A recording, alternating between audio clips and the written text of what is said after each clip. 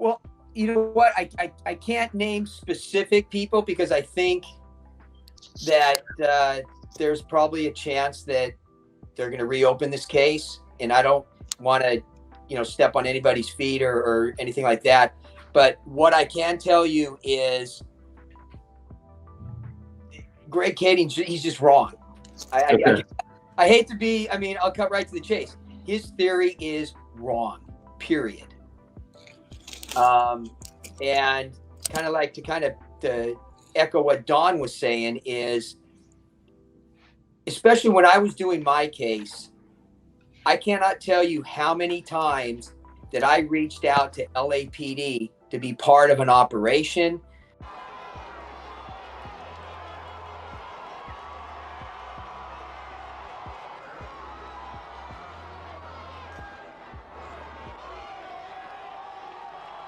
The gruesome murder of legendary hip-hop rapper Biggie Smalls has remained a mystery for nearly 3 decades, but that is about to change. From what you and I were told, Death Row Records founder Marion Suge Knight financed the hit on the Brooklyn-born rapper, an execution carried out by Nation of Islam convert and hired hitman Amir Muhammad with the help of corrupt Los Angeles cops. But as it turns out, Biggie's boss, Diddy, had all along hatched the plan to take out the rapper so that he would take all his money. So, what else do we know about this shocking revelation? Stick around to find out.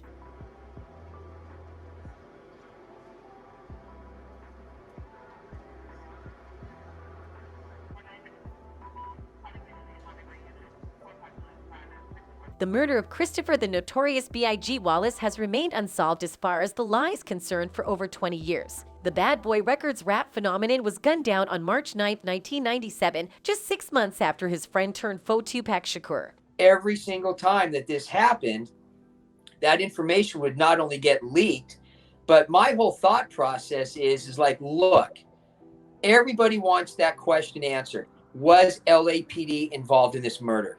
According to now retired FBI agent Phil Carson, the timing of the Biggie killing was far from incidental. He not only claims it was a paid hit ordered by infamous Death Row Records mogul Suge Knight, but also a massive police cover-up across the board, some of which touch on Bad Boys founder Diddy. Biggie's murder was the biggest miscarriage of justice in my 20-year career at the FBI, Phil Carson told the New York Post in an article published a few years ago. I had evidence that LAPD officers were involved, and I was shut down by the LAPD and city attorneys inside Los Angeles. These said officers were reportedly bribed by Diddy to carry out the hit, the frame Suge for the mess. 1990s hip-hop fans undoubtedly have heard the names David Mack and Amir Muhammad centered around Biggie's murder investigation, and a 2003 FBI report obtained by the Post outlines their direct involvement. Amir Muhammad, aka Harry Billups, the godparent to LAPD officer David Mack's 2 children, has been identified by several sources as the trigger man, Carson wrote at the time, demanding LAPD step up and take a closer examination. Mack is a registered owner of a 1995 black SS Impala with chrome wheels, the exact description given as being driven by Wallace's shooter.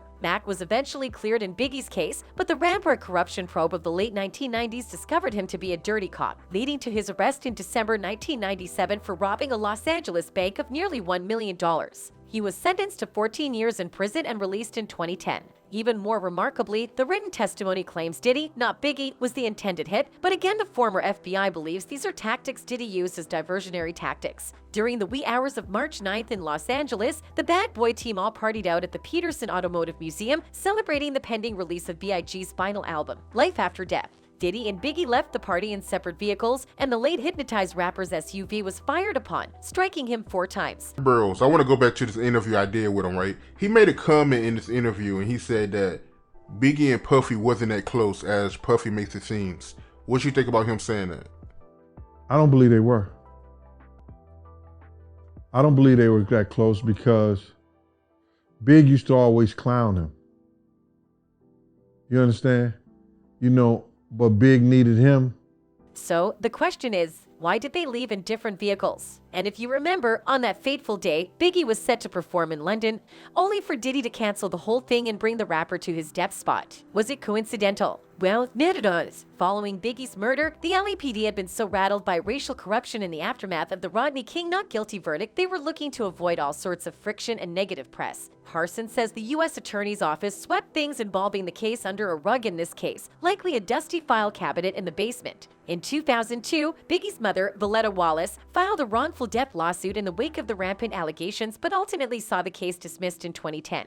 Deceased LAPD Detective Russell Poole dedicated the latter half of his life attempting to expose all the corruption in the department. Following his retirement in 1999, he turned to private detective work and began writing the book Chaos Merchants, Murders of Tupac Shakur and Notorious B.I.G. before dying in 2015 from a brain aneurysm. He also mentioned Diddy, though indirectly, as having the motive to take out his protege, Biggie Smalls. With justice on Carson's brain, he's given the proverbial thumbs up to the much-maligned Johnny Depp film, City of Lies. Although shot in 2018, the movie was finally unearthed on streaming platforms in April 2022 after multiple delays.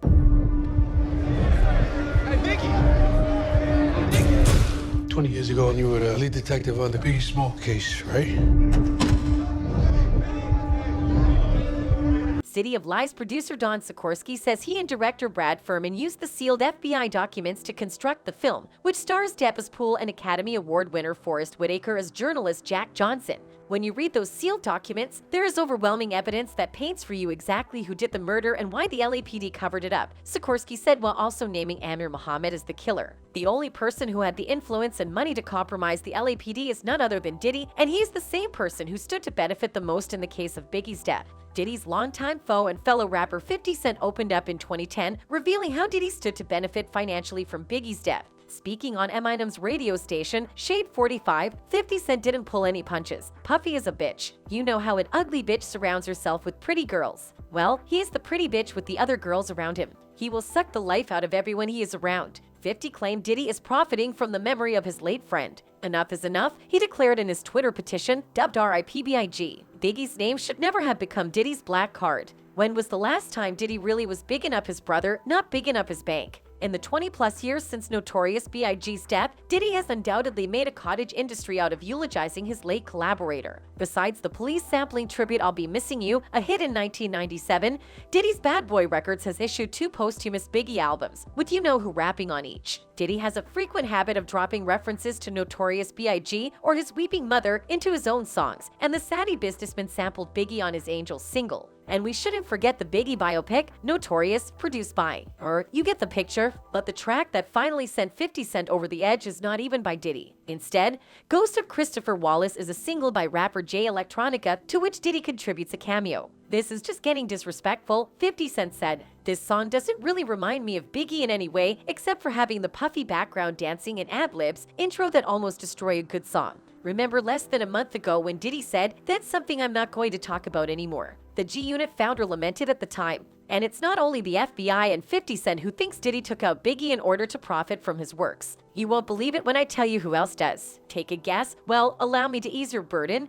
That person is Mase. Yes, Mase, the same artist Diddy signed to his label and later ripped off as hell. In March last year, rapper and former Bad Boy artist Mase released a new song titled Oracle 2, Standing on Bodies, and it includes blatant shots aimed at his former CEO and collaborator Sean Diddy Combs. Rapping atop a mid-tempo track powered by horns and 808, Mase proceeds to disparage Diddy's character, pointing to his alleged misdealings as a businessman and his perceived lack of support for artists formerly under the Bad Boy umbrella. I'm the ghost of Shine. I speak for every artist never spoke their mind, representing every artist that was left behind. From Craig Mack to G-Dep, I still remember them kids trampled. For every producer you ever stole their sample, he raps, referencing the infamous 1991 City College incident in which 9 people were trampled at a celebrity basketball game promoted by Diddy. Mase doesn't stop there. He challenges Diddy to represent his hometown of Mount Vernon instead of Harlem, the neighborhood Mase hails from. He also accuses Diddy of using the death of the Notorious B.I.G. as a marketing ploy and for not properly compensating the late rapper's mother, Valletta Wallace. I'm just a Harlem nigga reppin' down a Vegas strip with my own suge. You from Mount Vernon, nigga, go and rep your own hood, he raps. You ain't no architect, you just a nigga who know how to market death. Go pay his mother what she really worth, nigga. While Mase never directly mentions Diddy by name,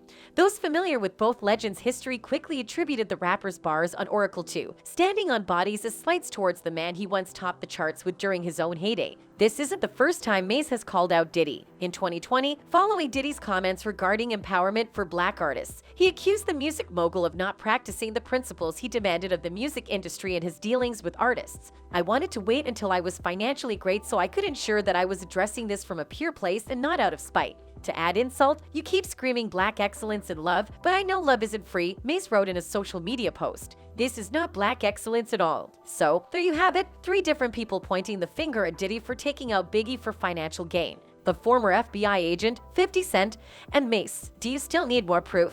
Well, that's it from us today. Until next time, bye.